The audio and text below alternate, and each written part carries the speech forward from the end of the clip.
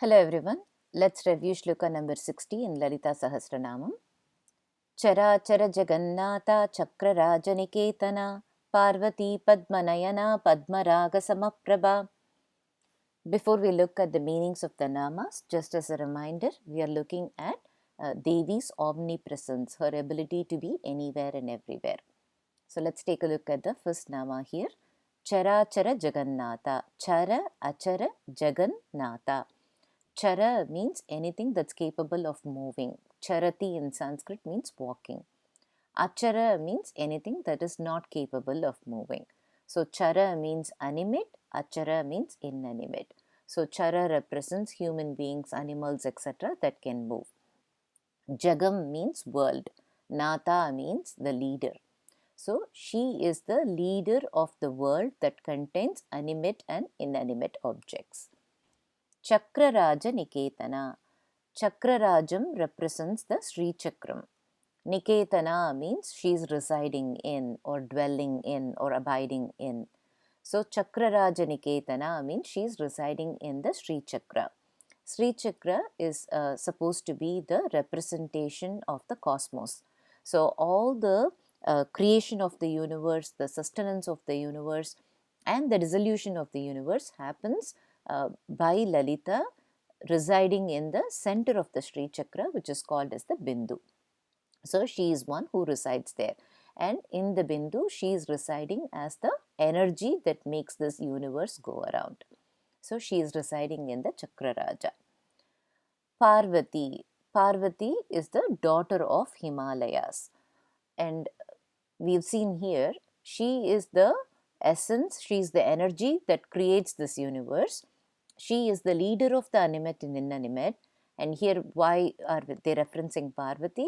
It means that she is not something that is external to this universe. She manifests in the universe. So everything that we see, animate and inanimate, is nothing but the manifestation of that ultimate reality.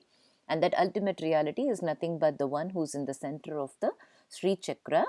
And it is the same ultimate reality that manifests itself. So Parvati is nothing but a incarnation of that ultimate reality, or a manifestation of that ultimate reality. So this is to show that this world is nothing but manifestation of the ultimate reality in different forms, and we associate a different name to each of those forms. Padmanayanā. Padma means lotus, Nayana means eyes. So Parvati has eyes that are shaped like a lotus petal.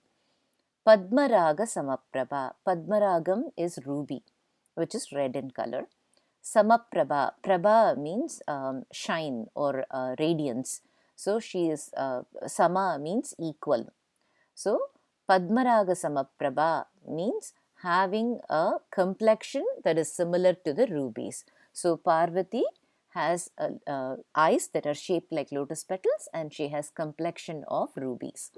So Lalita is the leader of the animate and inanimate objects, and she resides in the Sri Chakra, and she is the same one who was born as Parvati, who has eyes that are shaped like lotus petals and has a complexion of rubies.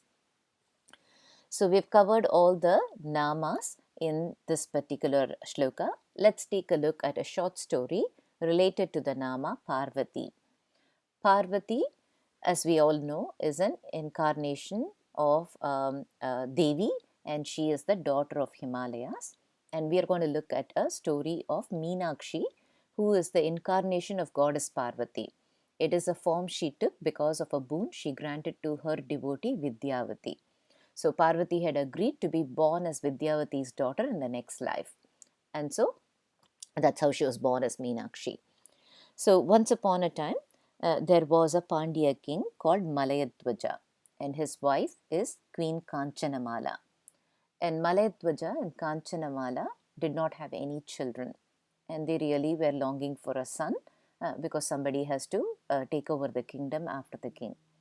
And they didn't, for a very long time, they didn't have children.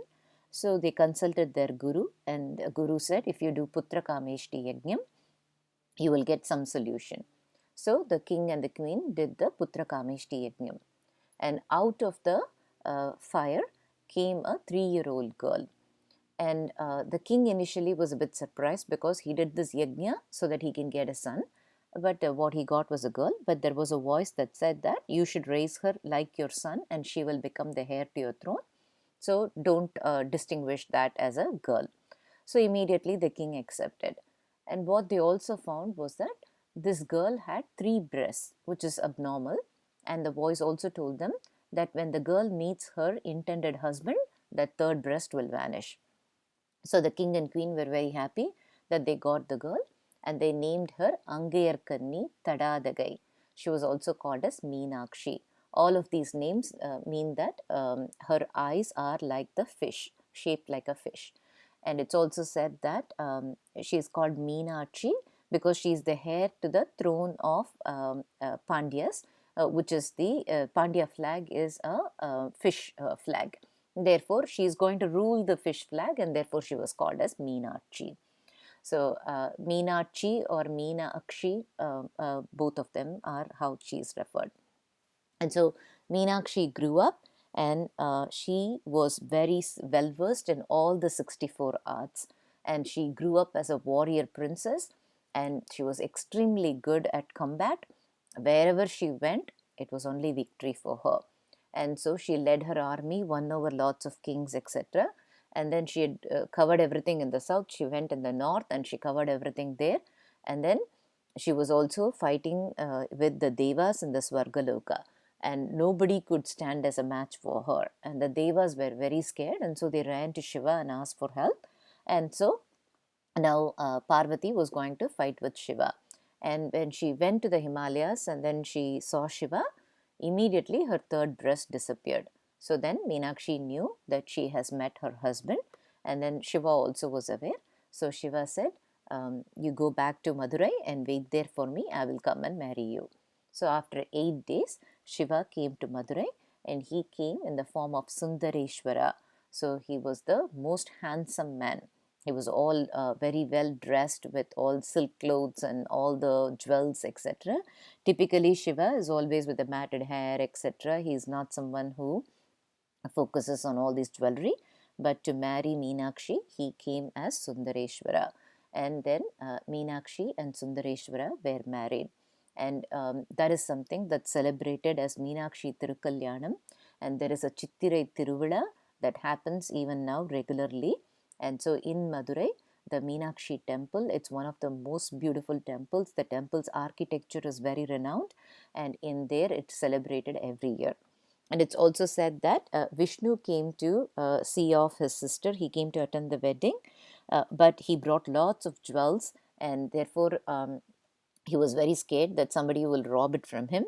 So he came disguised as a robber so that he won't be caught by the thieves. The thieves won't steal it from him. But because he was disguised as a robber, he also had to make sure that the cops by mistake don't catch him. So it became very long for him to come to attend the wedding. And when he came near the Vaigai river, it is said that already he heard that Meenakshi's wedding was over.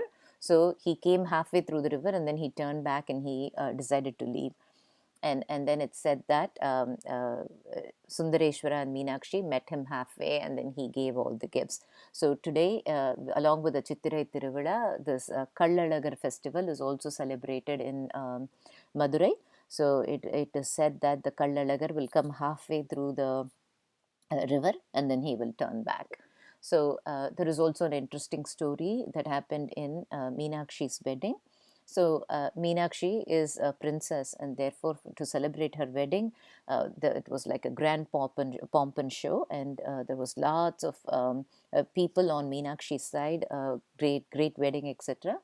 But on Shiva's side, there weren't very many people, and these people had done a great feast.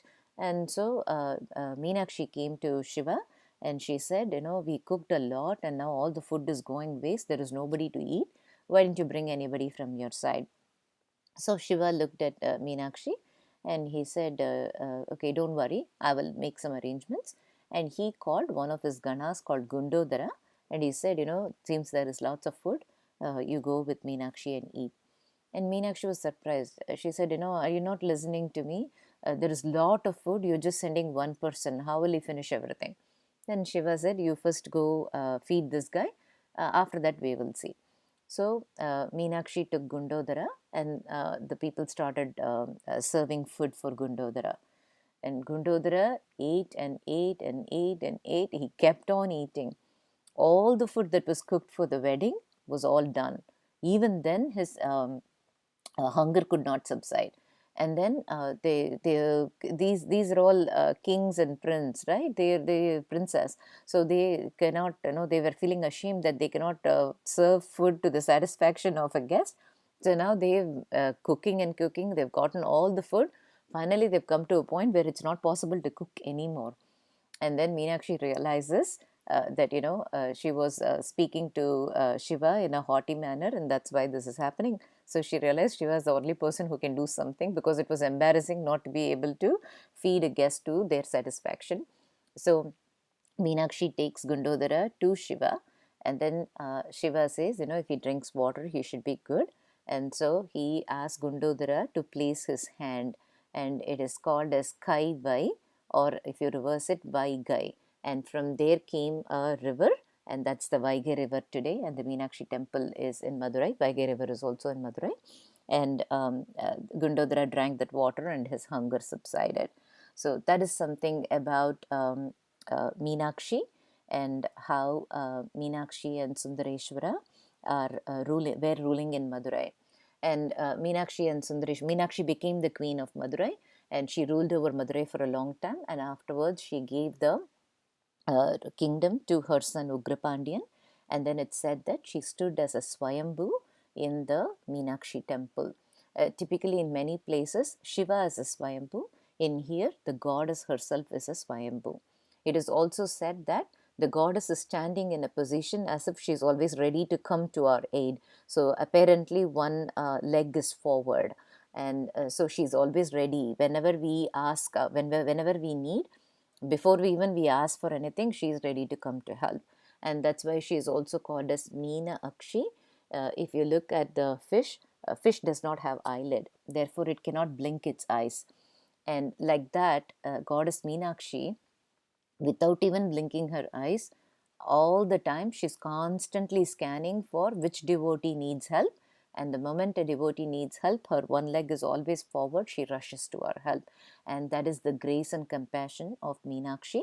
And it's one of the most popular temples. If you all go to Madurai, please visit Meenakshi temple. That's all for today. Thank you.